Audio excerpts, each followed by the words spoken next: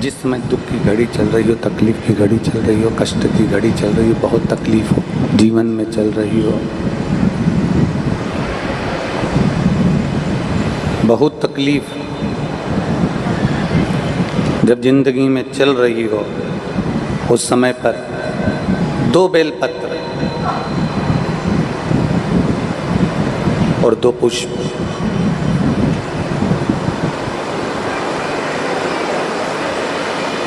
दो बेलपत्र और 2 पुष्प,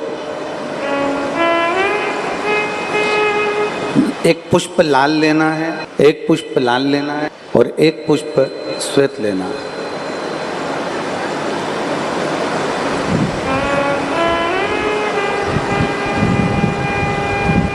जो लाल पुष्प वाला बेलपत्र है उसको अशोक सुंदरी वाली जगह पर समर्पित करना है।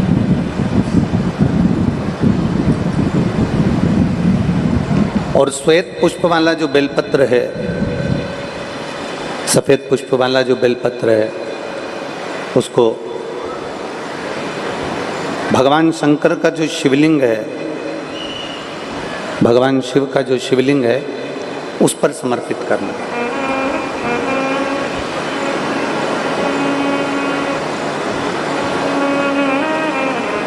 एक जो लाल बेलपत्र, लाल पुष्प का जो बेलपत्र है, लाल पुष्प वाला जो बेलपत्र है, लाल पुष्प का जो बेलपत्र है वो बेलपत्र अशोक सुंदरी वाली जगह पर, और श्वेत पुष्प का जो बेलपत्र है वो सफेद पुष्प वाला बेलपत्र भगवान शंकर के शिवलिंग पर समर्पित कर।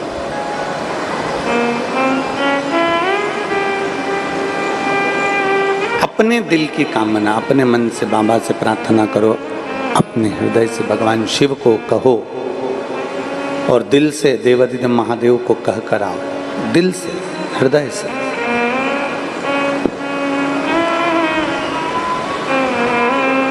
जब दिल से बाबा देवाधिदेव महादेव से कहोगे, हृदय से भगवान शंकर से प्रार्थना करोगे, तो देवाधिदेव महादेव सुनेंगे जरूर। शिव महापुराण की कथा कहती है कि विषम परिस्थिति में, तकलीफ की घड़ी में, विषम परिस्थिति में, तकलीफ की घड़ी में, कष्ट की घड़ी में, विषम परिस्थिति में प्रयास करो कि हम शंकर और पार्वती, शिव और पार्वती को पुकारें। विषम परिस्थिति हम भगवान शंकर और पार्वती जी का स्मरण करें। विषम परिस्थिति में हम देवाधिदेव महादेव और माता पार्वती का स्मरण करें।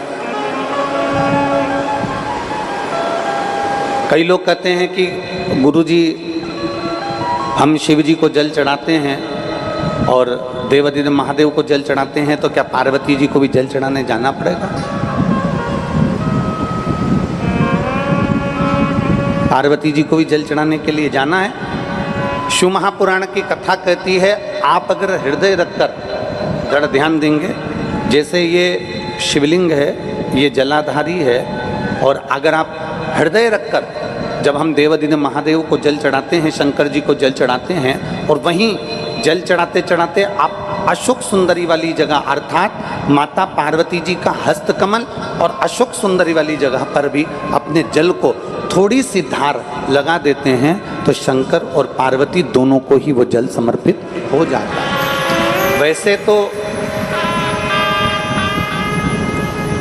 शिव महापुराण की कथा ये कहती है कि केवल एक देवाधिदेव महादेव को जल चढ़ा देने से,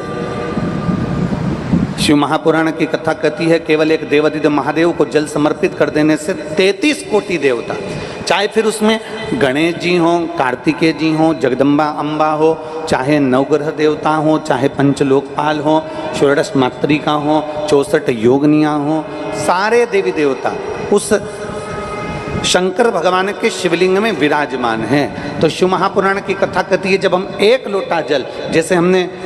दूसरे दिन की कथा में एक बात कही थी कि अपने पितृदेव, अपने कुल देव, अपने ग्राम देव, अपने स्थान देव, अपने नगर देव, किसी भी देवता का अगर हम स्मरण कर रहे हैं और हमको नहीं मालूम कि हमारा कुल देवता कौन है, हमें नहीं मालूम